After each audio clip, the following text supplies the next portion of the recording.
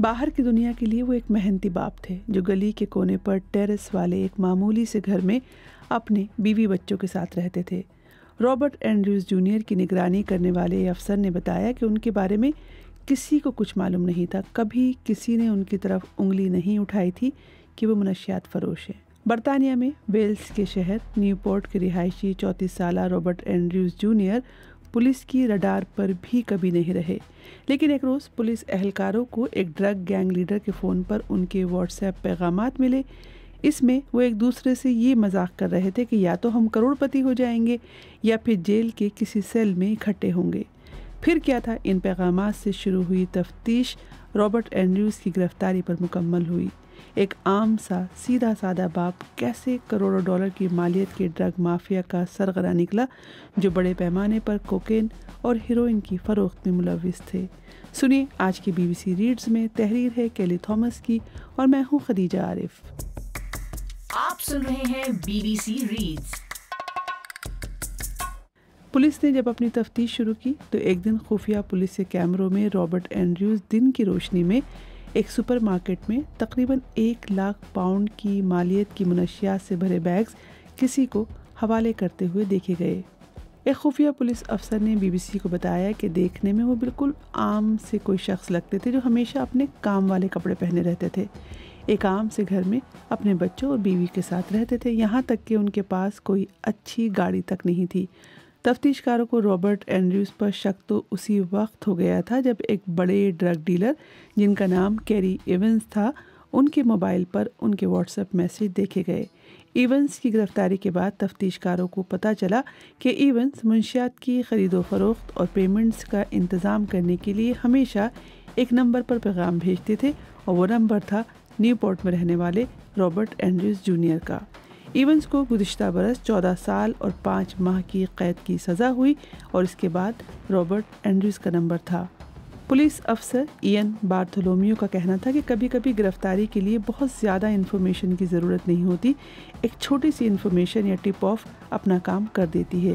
What's app پیغامات سے police نے یہ تعین کر لیا تھا کہ اینڈریوز ایک ہائی لیول ڈیلر ہے اور پولیس کو انہیں گرفتار کرنے کے لیے مربوط حکمت عملی کی ضرورت ہوگی کیونکہ انہیں پکڑنا اتنا آسان نہیں ہوگا۔ اینڈریوز جونیئر کی مزید نگرانی کے بعد یہ انکشاف ہوا کہ ان کا ایک بڑا خفیہ نیٹ ورک ہے۔ خفیہ اہلکاروں نے ان کی گرفتاری کے لیے برطانیہ کے مصروف M4 موٹر وے کے قریب ایک ویران علاقے میں ان کا پیچھا کیا جہاں منشیات کے متعدد لین دین یا ایکسچینجز کیمروں میں قید کیے گئے۔ خفیہ پولیس کے افسر کا کہنا تھا کہ ہم نے دیکھا کہ اس علاقے میں جرائم کی بہت سی سرگرمیاں ہو رہی تھیں۔ اسی طرح کی خرید و فروخت کے دوران ٹیکسی ڈرائیور محمد یامین کو بھی گرفتار کیا گیا۔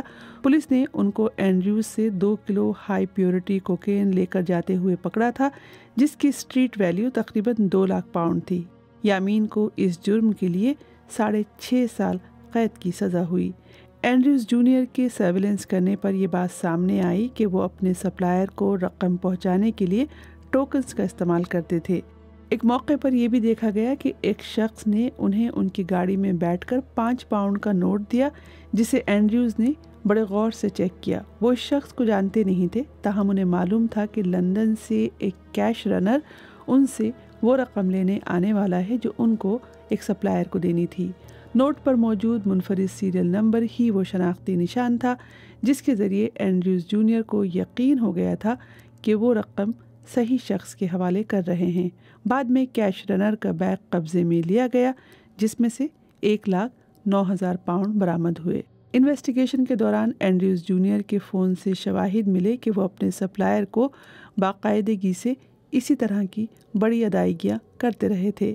ان کا کاروبار کتنا بڑا تھا اس کا اندازہ اس بات سے لگایا جا سکتا ہے کہ صرف 2 ہفتوں میں انہوں نے 6 ادائیگیاں کی جن کی مجموعی مالیت 6,50,000 پاؤنڈ تھی۔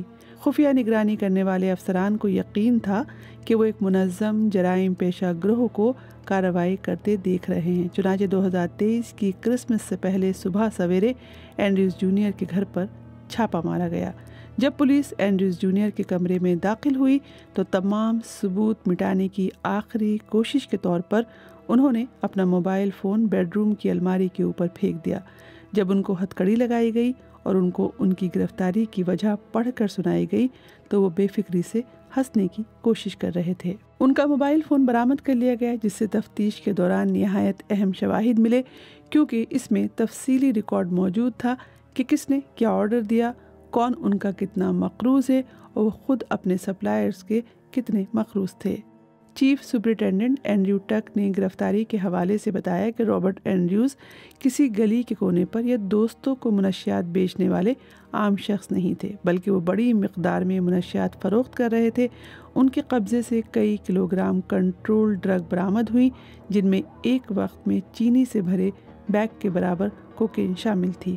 پولیس نے اینڈریوز جونیئر کو ایک منظم جرائم پیشہ گروہ کا مرکزی رکن قرار دیا، جن پر پورے جنوبی ویلز میں کوکین اور ہیروئن سپلائی کرنے کا الزام لگا۔ چیف سپرنٹینڈنٹ اینڈریو ٹک نے مزید کہا کہ جب آپ ان سودوں میں شامل رقم کو دیکھتے ہیں تو یہ ہر تبادلے میں 405 کلو کوکین کے عوض 10,000 سے لاکھوں پاؤنڈز تک ہو سکتی ہے۔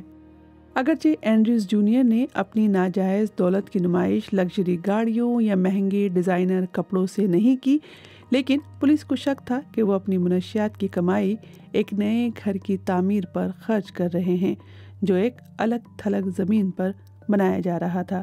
جب افسران نے اس نامکمل عمارت پر چھاپا مارا تو وہاں انہیں 60,000 پاؤنڈ کی مالیت کا ایک شاندار باورچی خانہ اور مہنگا فرنیچر ملا، جو ایسی دولت کی نشاندہی کرتا تھا جس کے بارے میں انہیں گرفتار کرنے والے خفیہ افسر نے کہا تھا کہ ایک عام محنت کش آدمی کبھی بھی یہ سب افورڈ نہیں کر سکتا۔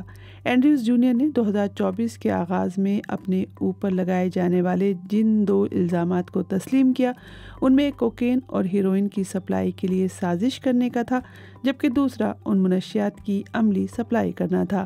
تاہم متعدد منسلک مقدمات کی وجہ سے انہیں سزا سنانے میں تقریباً 2 سال لگ گئے۔ پھر ستمبر 2025 کے آغاز میں نیوپورٹ کراؤن کورٹ کے ایک جج نے رابرٹ اینڈریوز جونیئر کو 14 سال اور 8 ماہ کی قید کی سزا سنائی، جس کا نصف حصہ جیل میں اور باقی کا حصہ مشروط رہائی پر گزارا جائے گا۔ BBC ریڈز BBC ریڈز کے ذریعے ہماری یہی کوشش ہے کہ BBC اردو کی ویب سائٹ کی وہ سٹوریز جن میں آڈینس کی دلچسپی زیادہ نظر آتی ہے انہیں اور بھی زیادہ لوگوں تک کیوں نہ پہنچایا جائے۔ تو ہم پڑھیں اور آپ سنیے، اور اپنے دوستوں اور ساتھیوں کو بھی سنائیے۔